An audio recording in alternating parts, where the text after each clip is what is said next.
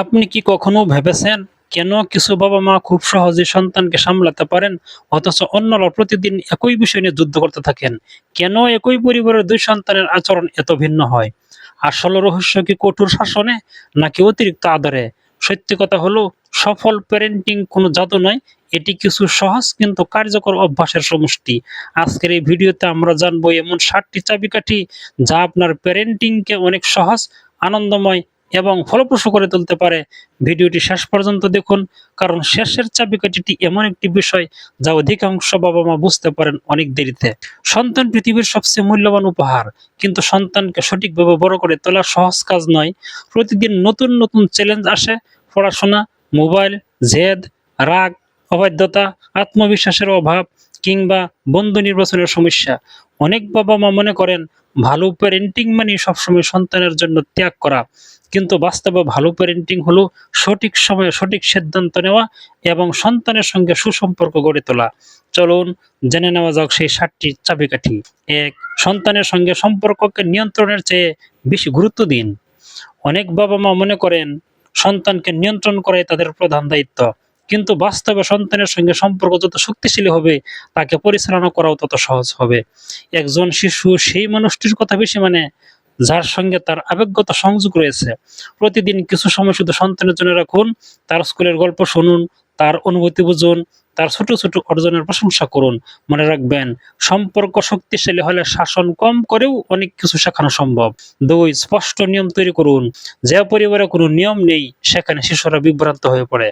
ঘুমানোর সময়, পড়ার সময়, মোবাইল ব্যবহারের সময়, টিভি দেখার সময়, এসব বিষয়ে পরিষ্কার নিয়ম থাকা দরকার। তবে নিয়ম শুধু তৈরি করলেই হবে না, সেই নিয়মের কারণও ব্যাখ্যা করতে হবে। যদি সন্তান বুঝতে পারে কেন এটি নিয়ম গুরুত্বপূর্ণ, তাহলে সে নিয়ম মানার সম্ভাবনা অনেক বেড়ে যায়। শুধু এটা করো বলার বদলে এটা কেন দরকার তা বোঝানোর চেষ্টা করুন। ৩. চিৎকার না করে শান্তভাবে কথা বলুন।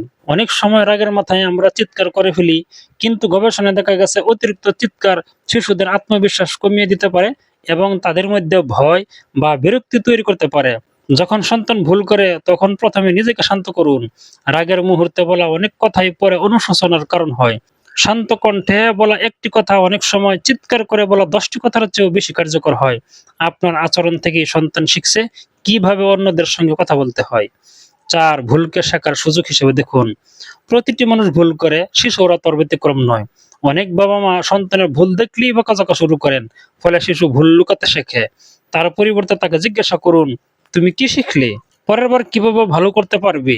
এই ধরনের প্রশ্ন শিশুর মধ্যে সমস্যা সমাধানের দক্ষতা তৈরি করে। মনে রাখবেন, ভুল করা ব্যর্থতা নয়, ভুল থেকে না শেখাই আসল ব্যর্থতা। ৫. প্রশংসা করুন, কিন্তু সঠিকভাবে। শিশুরা প্রশংসা পেতে ভালোবাসে, তবে প্রশংসা যেন বাস্তব ও নির্দিষ্ট হয়। শুধু তুমি খুব ভালো বলার পরিবর্তে বলুন, তুমি আজ খুব ভালো মনোযোগ দিয়ে পড়েছ, এটা সত্যি প্রশংসার যোগ্য। এই ধরনের প্রশংসা শিশুর আত্মবিশ্বাস বাড়ায় এবং ভালো আচরণ পুনরায় করার উৎসাহ দেয়। অন্যদিকে সবসময় সমালোচনা করলে শিশুর মনে হতে পারে সে কখনোই যথেষ্ট ভালো না।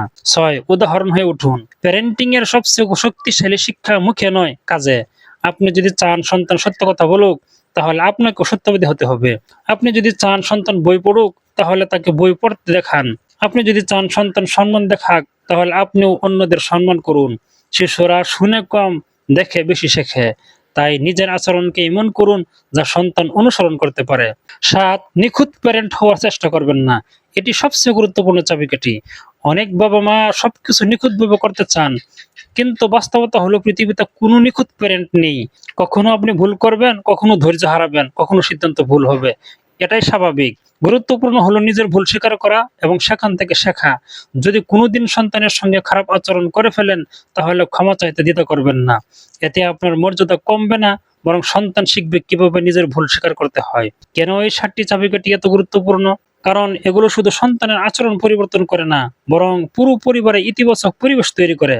যখন সন্তান নিজেকে ভালোবাসার মানুষ হিসেবে অনুভব করে, যখন সে নিরাপদ বোধ করে, যখন তার কথা শোনা হয়, তখন সে স্বাভাবিকভাবেই আরো সহযোগিতাপূর্ণ, দায়িত্বশীল এবং আত্মবিশ্বাসী হয়ে ওঠে। ভালো প্যারেন্টিং মানে সন্তানকে নিয়ন্ত্রণ করা নয়, বরং তাকে এমনভাবে গড়ে তোলা যাতে সে একদিন নিজেই নিজের জীবনের সঠিক সিদ্ধান্ত নিতে পারে। বাস্তব জীবনের একটি শিক্ষা, ধরুন একটি গাছের চারা রোপণ করা হয়েছে, আপনি যদি তাকে কখনো পানি না দেন সে শুকিয়ে যাবে, আবার যদি অতিরিক্ত পানি দেন তবুও সে নষ্ট হতে পারে। সঠিক পরিমাণ যত্ন, আলো এবং সময়ই তাকে বড় গাছে পরিণত করে। সন্তানও ঠিক তেমন।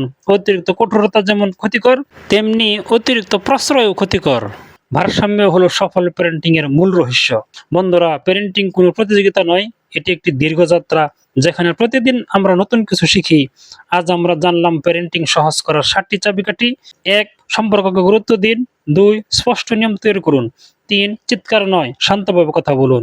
4. ভুল থেকে শেখান। 5. সঠিকভাবে প্রশংসা করুন। 6. নিজে উদাহরণ হন। 7. নিখুঁত হওয়ার চাপ ছেড়ে দিন। মনে রাখবেন, আপনার সন্তান হয়তো আপনার সব কথা মনে রাখবে না, কিন্তু আপনি তাকে কেমন অনুভব করেছিলেন সেটি সে সারা জীবন মনে রাখবে। তাই আজ থেকেই চেষ্টা করুন শুধু একজন ভালো বাবা মা নয়, একজন ভালো পথ প্রদর্শক, ভালো শ্রোতা এবং ভালো বন্ধু হতে। কারণ একটি সন্তানের জীবনে সবচেয়ে বড় প্রভাবক কোনো বই, কোনো স্কুল বা কোনো প্রযুক্তি নয়, তার বাবা মা। ভিডিওটি ভালো লাগলে লাইক, শেয়ার এবং সাবস্ক্রাইব করতে ভুলবেন না। আবার দেখা হবে একটি নতুন গুরুত্বপূর্ণ প্যারেন্টিং টপিক নিয়ে। ধন্যবাদ।